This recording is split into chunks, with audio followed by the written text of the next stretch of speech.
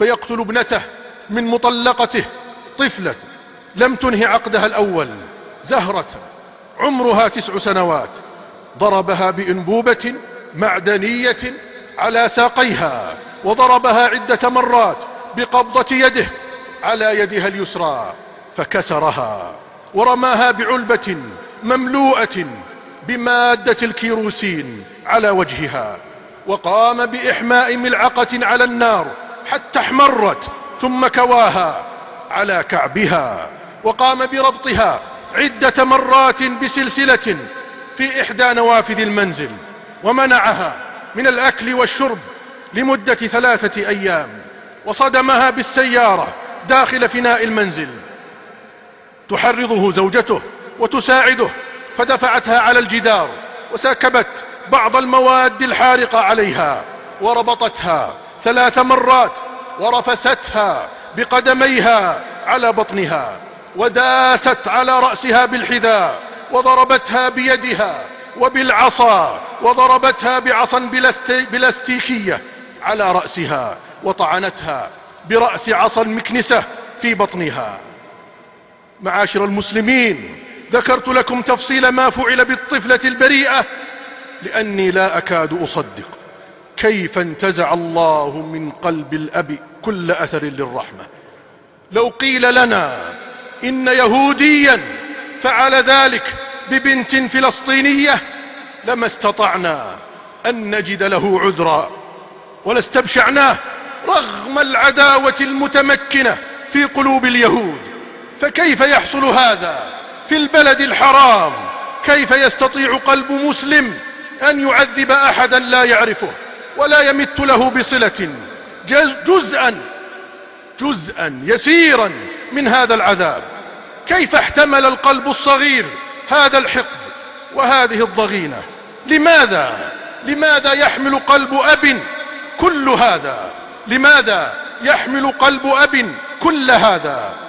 فقد استمر عذاب الطفلة عاما كاملا، ليس في سجون محاكم التفتيش ولا في سجون أبي غريب. الجلاد هذه المرة ليس عدوا، الجلاد هو الأب، نبع الحنان وحصن الأمان ومستودع الأحزان.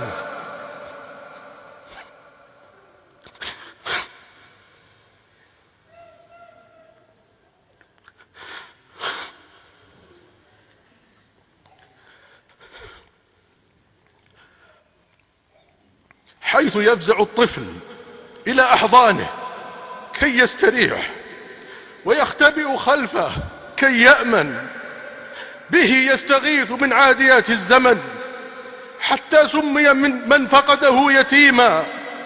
فكان له من الوصية في كتاب الله وسنة رسوله صلى الله عليه وسلم آيات وأحاديث.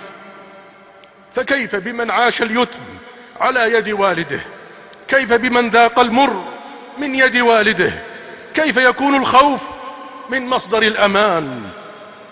لقد بكى أناس على فتاة قتلها البرد، مع أن البرد لا إحساس له ولا شعور لديه. أفلا يحق لهم أن يبكوا على الرحمة التي نزعت من قلوب تدعي الإسلام وتسمع داعي الفلاح يصدح بتكبير الله جل جلاله 5 مرات كل يوم وليلة؟ نبكي على الطفولة رمز البراءة، تغتال براءتها على أيدي الأقربين، وتجلد ظهورها بسياط المحبين، ويتردد السؤال مرات ومرات: بأي ذنب قتلت؟ وبأي ذنب جلدت؟ وبأي ذنب حرقت؟ وبأي ذنب عذبت؟ أمة الإسلام، نذير خطير يدقه ناقوس هذه القضية ليعلن أن الأمة في خطر، لأن بتنا نصبح ونمسي على عنف أسري يغزو البيوت، بل خرج منها إلى شوارعنا وطرقنا ومنشآتنا. فكل قضايانا الحديثة مرتبطة بنزع الرحمة من القلوب، فهانت على تلك القلوب منزوعة الدسم من الرحمة ومن الحب لم تذق طعم الحنان، فهانت عليها دماء المسلمين وأعراضهم وأموالهم، وتلذذت بتعذيبهم، وسعدت بدموع الأسى وزفرات الحزن وأنين الألم، حتى وإن غطت جريمتها بالشك في الأبوة حينا، أو بالجهاد في سبيل الله حينا، أو بالذود عن حياض الدين حينا آخر، كلها من منبع واحد هو ذلك القلب. نزعت منه الرحمة فهو لا يرحم، وحق له ألا يرحم، حق له ألا يرحمه الناس، ويا خيبته إذا لم يرحمه رب الناس، وهو من عدم الرحمة قريب، وما اللعنة عن أمثال هؤلاء ببعيد. وصلوا على الرحمة المهداة والنعمة المسداة، إن الله وملائكته يصلون على النبي، يا أيها الذين آمنوا صلوا عليه وسلموا تسليما.